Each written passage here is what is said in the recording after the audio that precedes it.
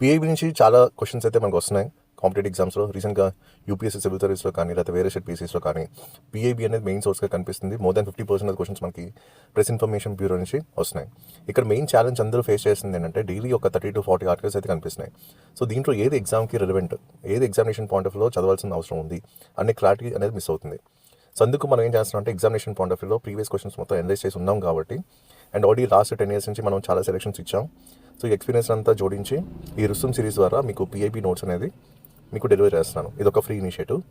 అయితే ఇక్కడ కొన్ని స్కిల్స్ మీరు అప్గ్రేడ్ చేసుకోవాలి. ఈ మధ్యన చూస్తుంటే ఎక్కువ కూడా మీరు డిపెండ్ అవుతున్నారు కొన్ని సోర్సెస్ మీద. అలా కాకుండా మీ నేచురల్ వే ఆఫ్ లెర్నింగ్ కానీ మీ నేచురల్ థింకింగ్ ఎబిలిటీ మీద కూడా మీరు ఫోకస్ చేయండి. ఎందుకంటే ఇక్కడ మొన్న ఇబ్బంది ఏంటంటే యూపీఎస్సీ సివిల్ సర్వీస్లో చాలామంది ఆస్పిరెంట్స్ ఎగ్జామ్ హాల్లో ఇబ్బంది పడ్డారు. ఓకే, ఎందుకంటే ఆ నేచురల్ థింకింగ్ ఎబిలిటీ అనేది కొంచెం డ్రాప్ అవుతుంది because of external tools. So అందుకు మీరు మీ నేచురల్ వే ఆఫ్ లెర్నింగ్ని స్టేబుల్గా ఉంచండి, మీ నేచురల్ థింకింగ్ ఎబిలిటీని స్టేబుల్గా ఉంచండి.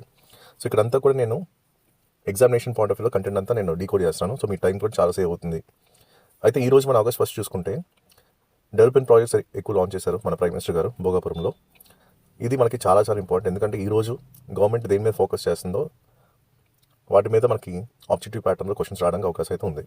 సో అందుకు ఇక్కడ ఏవైతే రోడ్ కనెక్టివిటీ పరంగా, ఎనర్జీ సెక్యూరిటీ పరంగా, ఇన్ఫ్రాస్ట్రక్చర్ పరంగా ఏవైతే ప్రాజెక్ట్స్ లాంచ్ చేశారో ఇవన్నీ కూడా మనకి చాలా చాలా ఇంపార్టెంట్ ఎగ్జామ్కి. నెక్స్ట్ దింసా డ్యాన్స్, ఇది గిన్నిస్ వరల్డ్ రికార్డ్ అయితే సృష్టించింది కాబట్టి ఇది మనకి చాలా చాలా ఇంపార్టెంట్. దానికి సంబంధించిన స్టాటిక్ పార్ట్ కూడా మీరు చూసుకోవాలి. అండ్ నెక్స్ట్ ఇంకోటి మనకి చాలా ఇంపార్టెంట్ ఆపరేషన్ వచ్చా. సో ఈ మధ్యన కూడా ప్రైమ్ మినిస్టర్ గారు ఒక ఇనిషియేటివ్ అయితే స్టార్ట్ చేశారు. అది August 2 నోట్స్లో మీకు వస్తుంది. సో దాని బ్యాక్గ్రౌండ్ చెక్ మనం చూసుకుంటే ఆపరేషన్ వజ్రాలో దాని రిలవెన్స్ కనిపిస్తుంది. అందుకు ఇది కూడా మీకు ఇచ్చాను. నెక్స్ట్ ఇంకోటి ట్యాక్స్ డివల్యూషన్ అనేది జరిగింది. స్టేట్ గవర్నమెంట్స్కి ఫండ్స్ అయితే రిలీజ్ చేశారు. సో దాంట్లో ఆంధ్రప్రదేశ్ 4597 CR అయితే రావడం జరిగింది. కాబట్టి ఇది కూడా చాలా ఇంపార్టెంట్.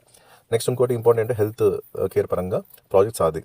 సో ఇది ఒక ఇంపార్టెంట్ ఇనిషియేటివ్ గవర్నమెంట్ సైడ్ నుంచి. కాబట్టి ఇది కూడా ఎగ్జామ్కి చాలా చాలా ఇంపార్టెంట్. ఇంకోటి ఏంటంటే ఫండ్స్ అయితే రిలీజ్ చేశారు. ఫ్లడ్ ఎఫెక్ట్ స్టేట్స్కి ఒక 7 ఉన్నాయి. అదంతా మనకు అవసరం లేదు.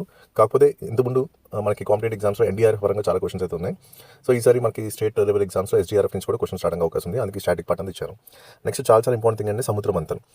సో ఇది కంపల్సరీ క్వశ్చన్ రావడానికి అవకాశం ఉంది. ఓకే, కాబట్టి ఇది కంపల్సరీ మీకు చదవాల్సిన అవసరం అవుతుంది.